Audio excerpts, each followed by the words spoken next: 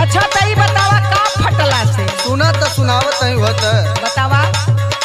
चल जाला जिंदगी ही फटला से है दिमागवा ओरा नहीं चटला से।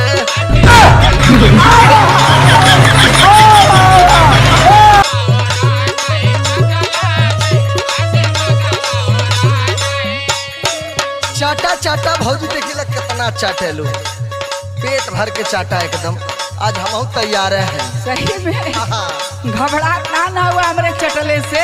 अरे हम काहे घबराए। हाँ तो हम चाटा थे तो हमके तो भैया बहुत मजा आवत है। बड़ा पुरान चटलैया ही रे। सुना अगली अगली अगली बात। हाँ अब बोलो। अभी जानला कौन पहाड़ है जानत हवा?